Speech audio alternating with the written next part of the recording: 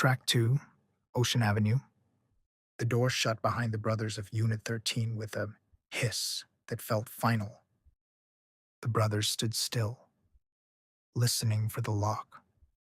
The sound of the metal sliding home was the sweetest thing the boys had heard the entire gathering.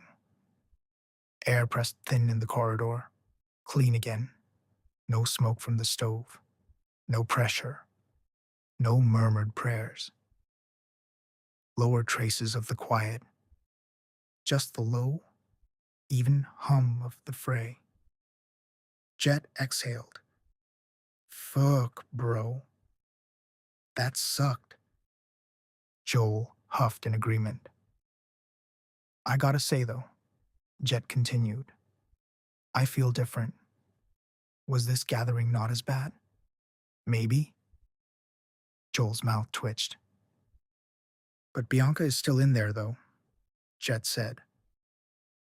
Not for much longer, Joel replied. The boys started down the spiral walkway of the route. Jet rubbed his arms as they walked, trying to shake off the unit smell that clung to his sleeves. Did she really have to say that, though? A wilted petal? Like what? Joel huffed. She isn't wrong. Jet's jaw tightened as the recruiter's words replayed in his head. Said like it meant nothing.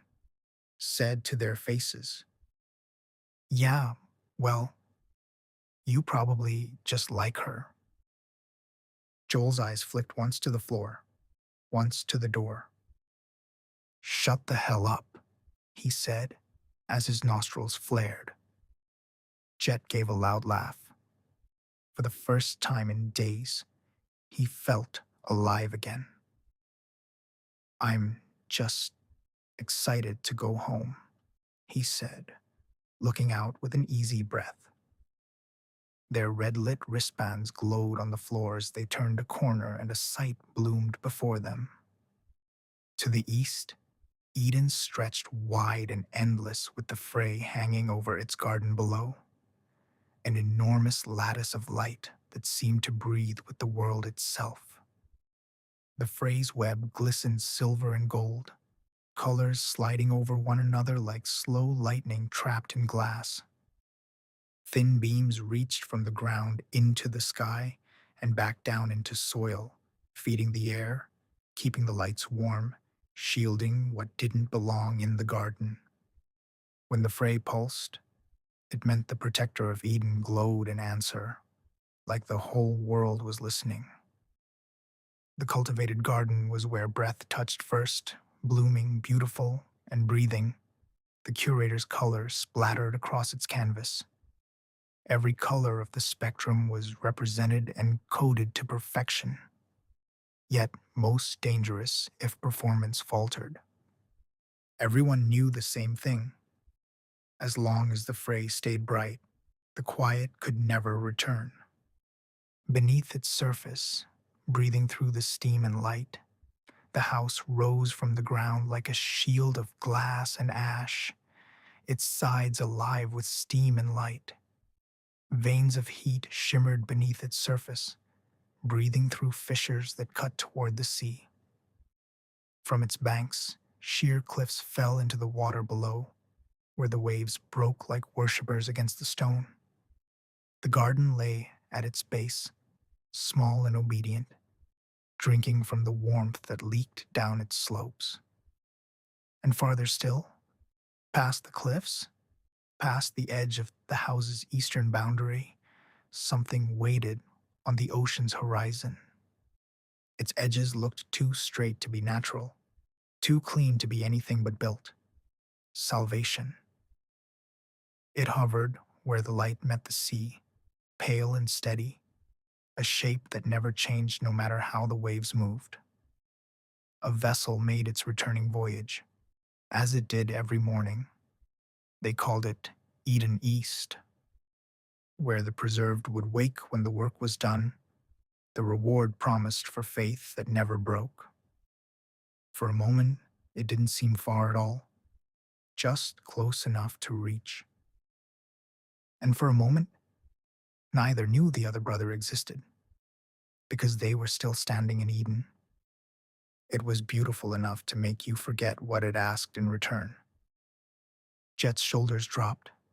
The air left him slowly. Joel's gaze swept the horizon, but he didn't look away. Their rhythms aligned. For the first time since they've back in the route, the world looked right again in the morning dawn. As the brothers matched one another's stride down the spiral, they remembered the three of them still frozen in their unit. Maddox and back, Daisy's hand raised, Bianca's face against the glass, searching for one last look. A portrait nailed in light. Maddox was rigid. Jet had caught his reflection before turning away. No wave, no nod, just the quiet of a man who had already measured the distance between them. Jet forced a smile anyway, the way he always did. Daisy's palm lingered on the pane. Joel looked up, then past her. The light caught her face once before he turned his away and back towards home. "They'll be watching the whole time," Joel whispered. Jet followed his eyes. "Yeah, it sucks," Jet said, low. "I feel lighter now anyway. Let's just see what happens." Joel nodded.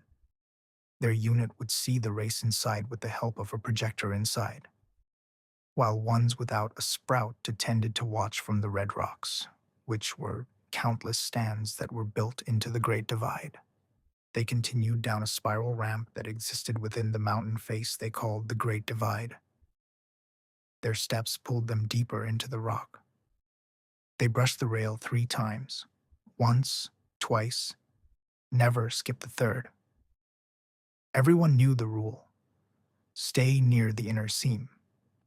They passed a few blacklit contributors who looked like they were sleeping on the ground. Then, the out spiral turned again. They were facing west, and the Fury came into view. To the west of the Great Divide, the sea slammed itself against stone, waves breaking wild between the cliff face and the distant land. Spray rose in bright white sheets, and somewhere deep beneath the Fury, the rifts also slept. Everyone knew that much. The tide churned, the rhythm off by a beat, like the water was testing its leash. The Fury stretched for what seemed like forever outside the phrase perimeter, a momentary land bridge leading into the unknown, a breathtaking path that waited, quietly, to be challenged. Beautiful, in the way all deadly things were. Neither slowed to stare, maybe a quick glance, but nothing more. Looking longer than that was how trouble started. A longer look meant a longer thought. Maybe I could make it. A hope that had ruined better children than them. Everything they could ever need was provided on the eastern side of the Great Divide. Warmth, food, safety, purpose. The Fury had tempted them since they were young, and every time they saw it, they thought, whatever waited beyond wasn't worth the risk of losing what worked. And everyone knew someone who'd looked too long. The ramp curved into Eden's central atrium, where the house waited across the Frey's garden. Black lit keepers lined the walls like statues while others were fixing boats to a pulley system.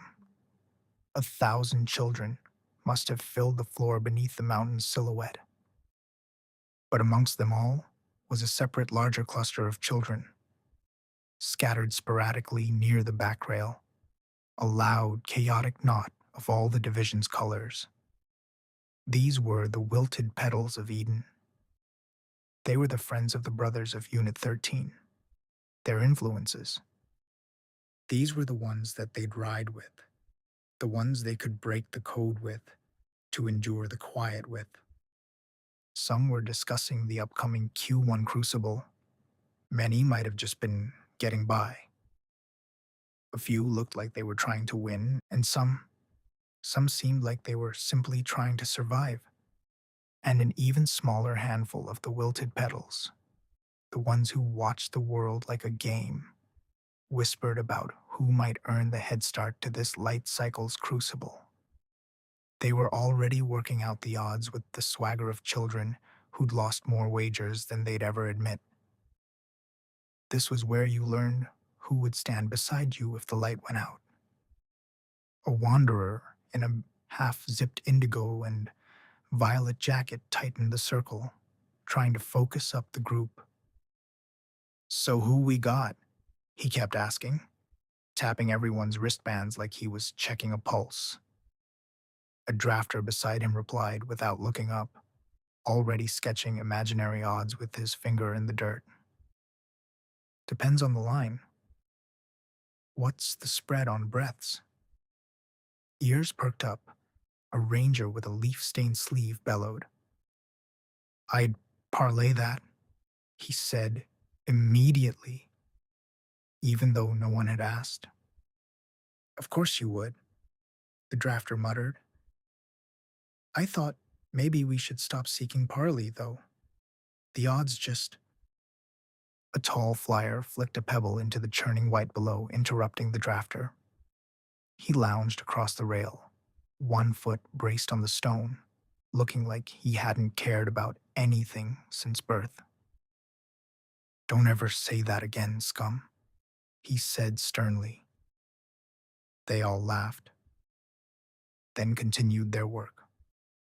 "Odds on the favorite aren't worth it today," the drafter said. "Do we go with Luke then?" "He's a good value," the flyer asked, looking at the drafter for the analysis of his brethren.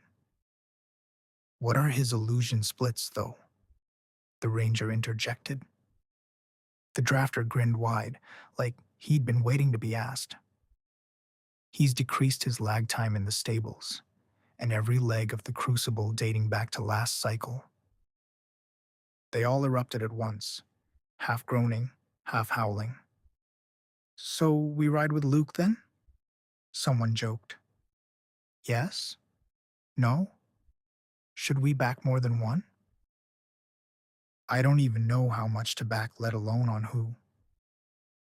"Maybe sit this one out, collect more data." "Ugh, why do we do this to ourselves?" They all laughed. The wanderer exhaled through his nose. "If only we had the bareback book." The huddle went silent. Even the salt in the air seemed to change. "Here we go," the flyer said, rolling his eyes.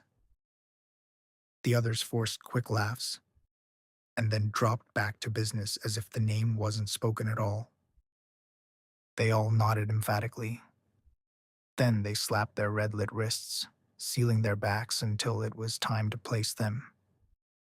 In Eden, you survived the quiet with the ones who stood beside you, even if they were a little rough around the edges. And talk was cheap if you were from the wrong crew, because what mattered most was who rode with you, always fighting, always convinced the next chance would make them legends. And maybe, just maybe, one day, it would. Eden had christened all its children as contributors. The other children called these kids the degenerates. The house designated them as the wilted petals. These were labels that Eden used to put you on notice. But they wore them like a badge of honor, because the kids who rolled near the back rail, the ones who found family in each other, they called themselves the Roughies.